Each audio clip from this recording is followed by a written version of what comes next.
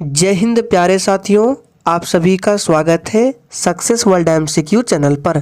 तो फ्रेंड्स, जैसे कि हम लोगों ने बिहार मध्य निषेध सिपाही के लिए रुक्मणी पब्लिकेशन बुक से 2 प्रैक्टिस सेट को किया था, तो आज आपका तीसरा प्रैक्टिस सेट होगा। तो जल्दी जल्दी से आप सभी लाइव में जुड़ जाइए। सभी को गुड इवनिंग। और देखिए, आप लोगों के पास अब बिल्कुल भी टाइम नहीं बचा हुआ है, इसलिए एक भी सेशन को मिस ना करें। तो चलिए आज के सेशन को स्टार्ट करते हैं।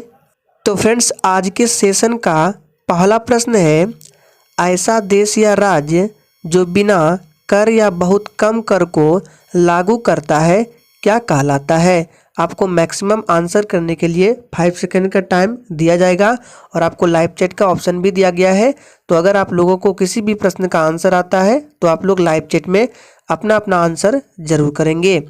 तो देखिए, इस प्रश्न का सही जवाब हो जाएगा टैक्स हेवन।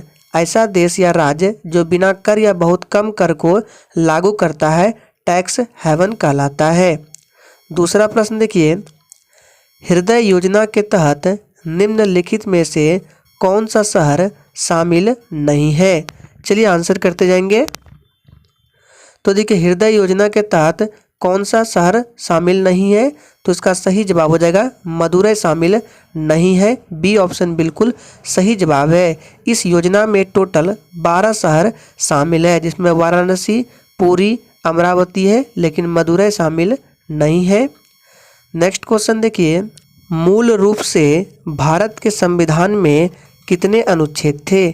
चलिए आंसर करते जाएंगे। बिल्कुल टॉप लेवल के प्रश्न है और देखिए, ये प्रैक्टिस सेट इंपॉर्टेंट है, इसलिए सेशन को पूरा एंड तक जरूर देखें। आपको निश्चित रूप से एग्जाम में यहाँ से प्रश्न देखने को मिल सकता है। तो देखिए दोस्तों, अगर बात करें कि मूल संविधान में तो 22 भाग थे, 395 अनुच्छेद और 8 अनुसूचियाँ थी, लेकिन वर्तमान समय में भारत के संविधान में 25 भाग है और कुल मिलाकर 448 अनुच्छेद है और 12 अनुसूचियां हैं। ध्यान रखना है, पहले अनुसूचियों की संख्या 8, अभी कितना है 12 है। पहले 22 भाग हुआ करते थे, लेकिन अभी 25 भाग है। लेकिन यहाँ पे आपसे अनुच्छेद पूछा जा रहा है, तो मूल संविधान में 395 अनुच्छेद थे, तो इसका सही जवाब क्या हो जाएगा, सी ऑप्शन 395। भारतीय संविधान की मसौदा समिति के अध्यक्ष कौन थे। फटाफट से आंसर करते जाएंगे और प्रत्येक स्टूडेंट को लाइव चैट में आंसर करते जाना है। चलिए, तो देखिए, इस प्रश्न का सही जवाब क्या होगा, मसौदा समिति, जिसको ड्राफ्टिंग कमेटी भी बोला जाता है, इसके अध्यक्ष डॉक्टर भीमराव अंबेडकर थे। बी ऑप्शन बिल्कुल सही जवाब है। नेक्स्ट क्वेश्चन, ताजमहल का मुख्य वास्तुकार किसे माना जाता है। चलिए आंसर करते जाएंगे। मोस्ट इंपॉर्टेंट प्रश्न है। तो देखिए, ताजमहल का मुख्य वास्तुकार किसे माना जाता है, तो अहमद लाहौरी को। सी ऑप्शन बिल्कुल सही जवाब है। संगम साहित्य में निम्नलिखित में से किस राजवंश का उल्लेख नहीं किया गया है। फटाफट से आंसर करते जाएंगे और आपको प्रश्न के लेवल को देखकर पता चल गया होगा कि ये प्रैक्टिस सेट आप लोगों के लिए मोस्ट इंपॉर्टेंट और वीवीआई है। तो देखिए, इस प्रश्न का सही जवाब क्या होगा, संगम साहित्य में निम्नलिखित में से किस राजवंश का उल्लेख नहीं किया गया है, तो कदम्ब राजवंश का उल्लेख नहीं किया गया है। डी ऑप्शन बिल्कुल सही जवाब है। नेक्स्ट क्वेश्चन, 3 तरफ समुद्र से घिरे एक भूभाग को खाली स्थान के रूप में जाना जाता है। चलिए, तो देखिए, 3 तरफ समुद्र से घिरे भूभाग को क्या बोला जाता है, तो प्रायद्वीप बोला जाता है। सी ऑप्शन बिल्कुल सही जवाब हो जाएगा। नेक्स्ट क्वेश्चन, पश्चिमी घाट को खाली स्थान से भी जाना जाता है। तो देखिए, इस प्रश्न को हमने प्रैक्टिस सेट में कवर किया था कि पश्चिमी घाट को और किस नाम से जाना जाता है, तो सह्याद्री भी बोला जाता है। बी ऑप्शन बिल्कुल सही जवाब है। निम्न में से कौन सा विटामिन रक्त के थक्के के लिए जिम्मेदार है। चलिए आंसर करते जाएंगे। तो कौन सा विटामिन है, ये है विटामिन डी, विटामिन के, जो ये बच्चे डी को दिए हैं, बिल्कुल सही जवाब है। इसका रासायनिक नाम आप लोगों को पता होगा, फिलोक्विनोन है। विटामिन डी का कैल्सीफेरॉल, विटामिन सी का एस्कॉर्बिक एसिड और विटामिन ई का क्या है, तो टोकोफेरॉल है। ध्यान रखना है। गुर्दे की पथरी मुख्य रूप से निम्नलिखित में से किस यौगिक से बनती है? फटाफट से आप सभी आंसर करते जाएंगे। तो देखिए गुर्दे की पथरी जो है ये मुख्य रूप से कैल्शियम ऑक्जेलेट यौगिक से बनती है। बी ऑप्शन जो ही बच्चे दिए हैं बिल्कुल सही जवाब है। इंपॉर्टेंट प्रश्न है, इसको ध्यान रखना है। नेक्स्ट क्वेश्चन देखते हैं 11 नंबर से। चलिए, डीएनए डबल हेलिक्स का वर्णन किसने किया? चलिए आंसर बताएंगे। तो देखिए डीएनए डबल हेलिक्स का वर्णन जो है ये जेम्स वाटसन एवं फ्रांसिस क्रिक दोनों ने मिलकर किया था। डी ऑप्शन बिल्कुल सही जवाब है। निम्नलिखित में से अदिश राशि को चुने।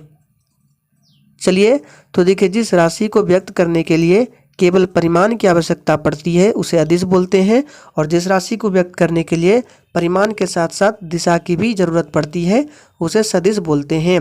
तो इन चारों ऑप्शन में से काम जो है ये अदिश है, बाकी बल, त्वरण, वेग, विस्थापन ये सभी सदिश है। नेक्स्ट क्वेश्चन, निम्नलिखित में से कौन सबसे कठोर धातु है? और फ्रेंड्स अगर आप लोगों को सेशन थोड़ा भी पसंद आता है तो प्लीज़ सभी लोग सेशन को लाइक करेंगे और सेशन को जितना हो सके शेयर करेंगे, ताकि आपको एग्जाम तक ऐसे ही वीडियो, इंपॉर्टेंट वीडियो मिलते रहे। तो इन चारों ऑप्शन में से सबसे कठोर क्या है? ऑप्शन डी हो जाएगा। टंगस्टन जो है ये सबसे कठोर है। टंगस्टन का गलनांक बिंदु जो होता है ये उच्चतम होता है, ध्यान रखना है। नेक्स्ट क्वेश्चन देखिए, स्विचिंग डिवाइस के रूप में माइक्रो प्रोसेसर किस पीढ़ी के कंप्यूटर के लिए है? चलिए आंसर करेंगे।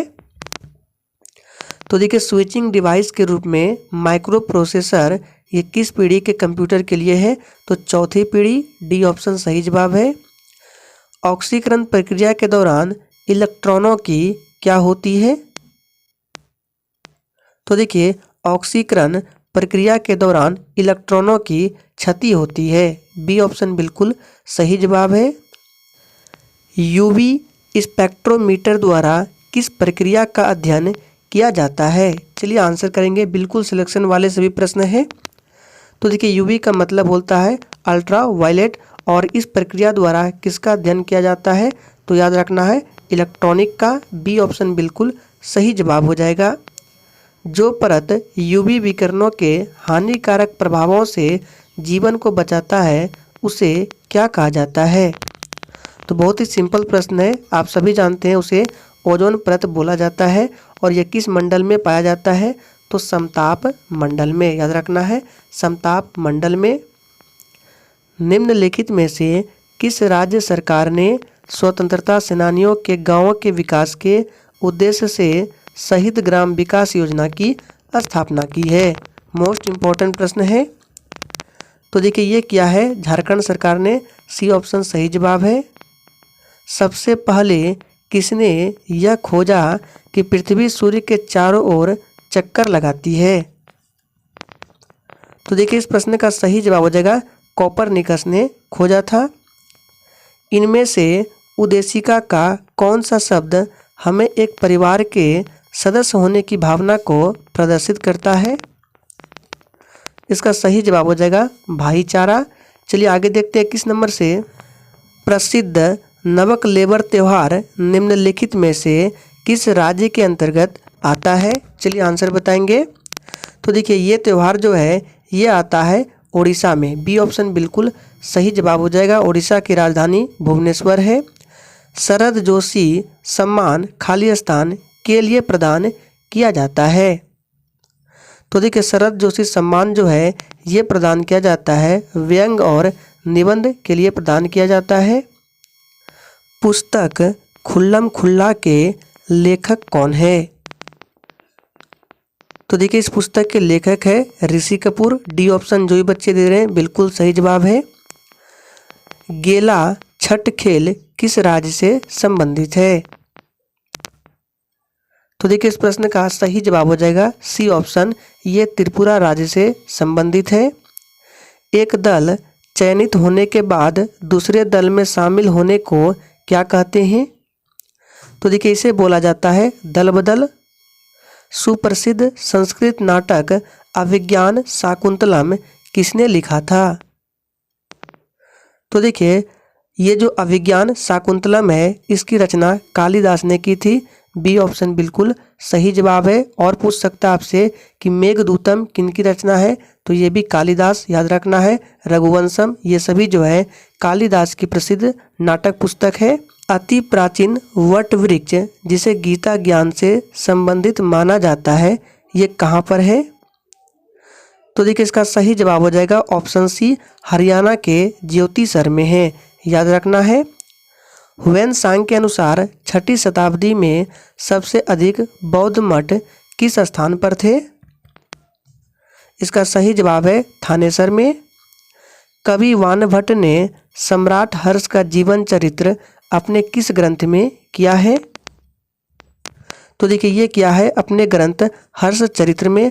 फर्स्ट ऑप्शन बिल्कुल सही जवाब है। सिपाही विद्रोह कब हुआ था? तो देखिए बहुत ही सिंपल प्रश्न है। सिपाही विद्रोह जो है ये वर्ष 1857 में हुआ था। तो डी ऑप्शन जो भी बच्चे दिए हैं बिल्कुल सही जवाब है। 1857 के सिपाही विद्रोह के दौरान मुगल शासक बहादुर शाह जफर को खालिस्तान द्वारा गिरफ्तार किया गया। किसके द्वारा किया गया था? तो देखिए ये किया गया था कैप्टन हडसन के द्वारा। फर्स्ट ऑप्शन जो भी बच्चे दिए हैं बिल्कुल सही जवाब है। चलिए आगे देखते हैं 32 नंबर से। निम्नलिखित में से किस आंदोलन से 1857 के प्रथम स्वतंत्रता संग्राम के बाद पहली बार ब्रिटिश राज की नींव तक हिल गई थी? चलिए आंसर बताएंगे किस आंदोलन से। तो ये हो जाएगा असहयोग आंदोलन। डी ऑप्शन जो भी बच्चे दिए हैं बिल्कुल सही जवाब है। असहयोग आंदोलन कब हुआ था? तो 1920 में। चर्बी लगे कारतूस के प्रयोग से इनकार करने वाला पहला भारतीय सिपाही कौन था? मोस्ट इम्पॉर्टेंट प्रश्न है। तो देखिए ये पहला भारतीय सिपाही आप सभी जानते हैं मंगल पांडे था। राम सेतु निम्नलिखित में से किस जलडमरू मध्य में स्थित है? तो राम सेतु ये जो है किस जलडमरू मध्य में स्थित है? तो ये पाक जलडमरू मध्य में स्थित है। फर्स्ट ऑप्शन जो भी बच्चे दिए हैं बिल्कुल सही जवाब है। मध्य भारत में मध्य प्रदेश राज्य से होकर गुजरने वाली पर्वत श्रृंखला कौन सी है? बिल्कुल टॉप लेवल के प्रश्न है। और देखिए जितने भी लोग सेशन को वॉच कर रहे हैं सभी लोगों ने अभी तक सेशन को लाइक नहीं किया है, तो प्लीज़ सभी लोग सेशन को लाइक करें, सेशन को शेयर करें। तो इसका सही जवाब हो जाएगा ऑप्शन डी, विंध्य पर्वत श्रृंखला, याद रखना है। अल्फ्रेड नोबेल का संबंध किसके आविष्कार से है? तो देखिए हमने बताया था कि डायनामाइट का आविष्कार किसने किया था? तो अल्फ्रेड नोबेल ने। बी ऑप्शन बिल्कुल सही जवाब है, ध्यान रखना है। निम्न किस खेल के साथ विंबलडन संबंधित है? तो देखिए विंबलडन जो है ये लॉन टेनिस से संबंधित है। बी ऑप्शन सही जवाब है। सूची 1 को सूची 2 के साथ सुमेलित कीजिए और दिए गए कुटों से सही उत्तर का चयन कीजिए। देखिए सूची 1 में दिया है the language of political Islam in India. सूची 2 में क्या है? कलहन है। तो चलिए आपको सभी ऑप्शन पहले दिखा देते हैं। ए, बी, सी, डी देख सकते हैं और कूट नीचे यहाँ पे दिया गया है। तो आपको इसमें से मिलान करना है कौन सा सही जवाब होगा। तो देखिए यहाँ पे सबसे पहले बात करते हैं राज तरंगनी जो है इसका संबंध किससे हो जाएगा? ये बहुत ही ईजी है, ये कलहन से है। तो डी का जो होगा ये क्या हो जाएगा? 1 हो जाएगा। तो देखिए किस ऑप्शन में है? डी का 1। तो देखिए यहाँ पे डी का 1 फर्स्ट ऑप्शन में मिल रहा है, बी में भी है, डी में भी है। अब चलिए दूसरे ऑप्शन को देखते हैं। आप यहाँ देख सकते हैं फर्स्ट ऑप्शन जो है the language of politic Islam in India, ये आपका हो जाएगा मुजफ्फरपुर आलम से, याद रखना है। तो आपका ए का हो जाएगा 4। चलिए देख सकते हैं ए का 4 है, देखिए बिल्कुल है, ए का 4 दिया गया है। अब देखिए ए का 4 2 ऑप्शन में दिया गया है, तो आपका सी और डी ये खत्म हो गया। अब बात करते हैं इन दोनों ऑप्शन से। देखिए बी में है the agrarian system of Muslim India, इसका जो संबंध है भगत सिंह से नहीं होगा, इसका आपका मिल जाएगा डब्ल्यू मॉरलैंड से। तो देखिए 3 में दिया गया है, यानी कि बी का संबंध जो है ये आपको 3 में बताना है। तो देखिए किस में है? बी का संबंध 3 में, तो बी का संबंध 3 में है, यानी कि ऑप्शन हमारा फर्स्ट ही करेक्ट आंसर हो जाएगा। अब बचा सी का 2, चलिए देख लेते हैं। सी में आपका है YIMN एथलीट, इसका संबंध किससे हो जाएगा? तो भगत सिंह से। तो इस तरह से आप मिला सकते हैं। नेक्स्ट क्वेश्चन चलिए देखते हैं। अब आपका होगा कितना नंबर से? 39 से। तो 39 नंबर यहाँ से है, संयुक्त राष्ट्र के मानवाधिकार उच्चायुक्त का कार्यालय कहाँ स्थित है? तो ये आपका जिनेवा में है। फर्स्ट ऑप्शन जो भी बच्चे दिए हैं बिल्कुल सही जवाब है। किस वर्ष में भारत की पहली समाचार एजेंसी PTI पंजीकृत हुई थी? तो देखिए, भारत की पहली समाचार एजेंसी PTI 1947 में पंजीकृत हुई थी। तो इसका सही जवाब हो जाएगा फर्स्ट ऑप्शन 1947।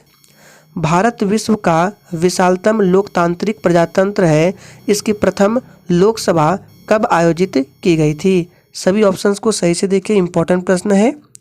तो इसका सही जवाब हो जाएगा 13 मई 1952 को। ये प्रश्न आप लोगों के लिए इंपॉर्टेंट है, इसको ध्यान रखें। संयुक्त राष्ट्र का मुख्यालय स्थित है, सोच समझ कर आंसर करना है। संयुक्त राष्ट्र का मुख्यालय कहाँ स्थित है? तो इसका सही जवाब हो जाएगा ऑप्शन सी, ये न्यूयॉर्क में स्थित है। इसकी स्थापना की बात करें तो 24 अक्टूबर 1945 को इसकी स्थापना की गई थी, याद रखना है। A century is not enough निम्नलिखित में से किस क्रिकेटर की आत्मकथा है? देखिए, इस तरह के आपसे एक प्रश्न एग्जाम में पूछे जाते हैं, इसलिए इसको ध्यान रखें। तो ये जो है ऑप्शन सी हो जाएगा, सौरभ गांगुली की आत्मकथा है, ध्यान रखना है। फीफा कप किस खेल से संबंधित है? और देखिए, जिसने अभी तक लाइक नहीं किया फटाफट से लाइक करें, और इसका PDF आपको डिस्क्रिप्शन बॉक्स में टेलीग्राम चैनल का लिंक है, जाइए ज्वाइन कर लीजिए, वहीं पर मिल जाएगा बिल्कुल फ्री में। तो फीफा कप किस खेल से संबंधित है? तो ये आपका फुटबॉल से संबंधित है, आप सभी जानते हैं। बाणभट्ट ने लिखा है, तो बाणभट्ट ने क्या लिखा है? तो बाणभट्ट ने हर्षचरित लिखा है। डी ऑप्शन बिल्कुल सही जवाब हो जाएगा। सूरसागर जो है ये सूरदास ने लिखा है। किस UN एजेंसी का मुख्यालय पेरिस में है? चलिए, तो इस प्रश्न का सही जवाब हो जाएगा यूनेस्को। यूनेस्को का मुख्यालय कहाँ है? पेरिस में है। और इसकी स्थापना की बात करें तो 16 नवंबर 1945 को किया गया था। निम्न में से कहाँ पर विश्व का सबसे बड़ा यूरेनियम रिजर्व है? तो देश बताना है, तो ये आपका हो जाएगा ऑस्ट्रेलिया में। ए ऑप्शन बिल्कुल सही जवाब है, ध्यान रखना है। और विश्व का सबसे बड़ा यूरेनियम भंडार भारत में पूछे तो आपका आंध्र प्रदेश हो जाएगा, ध्यान रखना है, लेकिन विश्व में ऑस्ट्रेलिया है। खेल पद बटरफ्लाई स्ट्रोक संबंधित है? तो देखिए, ये संबंधित है तैराकी से। डी ऑप्शन बिल्कुल सही जवाब है। अजय रात्रा का संबंध किस खेल से है?